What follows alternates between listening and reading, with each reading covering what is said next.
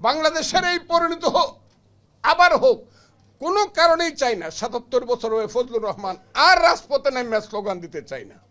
আল্লাহর দোয়াই করে বলতেছি, এমপি মন্ত্রী কিছুই হইতে চাই না, বাংলাদেশের গন্ডগোল আর চাই না, নিজেরা নিজের গন্ডগোল করে। কিন্তু আপনারা করতেছেনটা কি? ইলেকশনের কথা কইলি নয়া বউয়ের মতো গাল ফুলায় তাহেন করে, হ্যাঁ?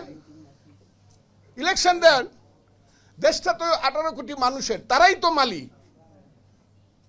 মালিককে দিকে আপনি তো পারতেছেন না চালাইতে।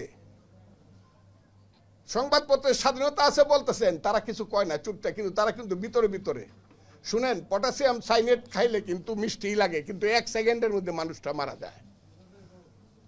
মিষ্টি দিয়েও কিন্তু মানুষকে মারা যায়।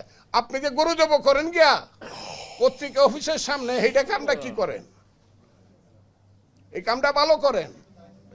কই ফজলুর রহমানরা, সালাউদ্দিন আহমদ তো এইভাবে পায় না। বাচ্চা বাচ্চা ছেলে পেলেরা নাতির সমান, এর 1.5 ঘন্টা যাবত এদেরকে টেলিভিশন দেখান, পত্রিকায় বড় হেডিং এ তুলেন, জাতীয় পত্রিকায়। কেন, কি করতেছেন আপনারা? সব বাদ দিয়ে দিবেন, বাপের আগে পুত্রী নিয়ে দেবেন গা? না। হ্যাঁ, সেই সন্তান যদি সুসন্তান হয় মাথাও তুলে রাখবো, এবং মাথায় তুলে রাখছি, সেই সন্তানদের পিছনে দাঁড়াইছি। ওরা যেমন আমার সন্তান, আমার নিজের 2টা সন্তান আছে, 2টা, একটা ব্যারিস্টার, একটা 5 বছর আগে AA পাস করিয়া এরপরে গিয়ে 3টার সময় রাত্রে গিয়ে রাস্তায় নামছে। আপনার ছেলেও নামছে। ওনার কেউ রাখতে পারি নাই আমরা সন্তানদেরকে ঘরে রাখতে, সবাই নামছি আমরা। কি নাকি শুধু তারা নামছে?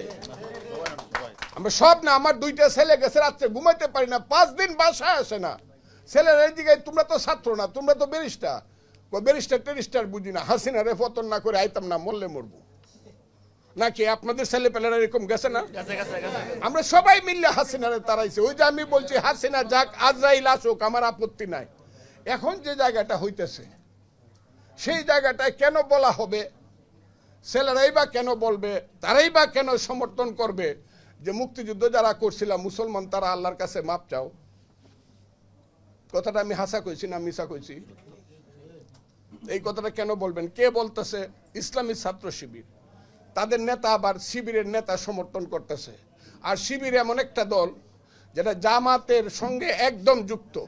জামাত নিঃশ্বাস না ফেললে শিবির নিঃশ্বাস ফেলতে পারে না। কাজে শিবিরের কথাটা জামাত ইসলামের কথা।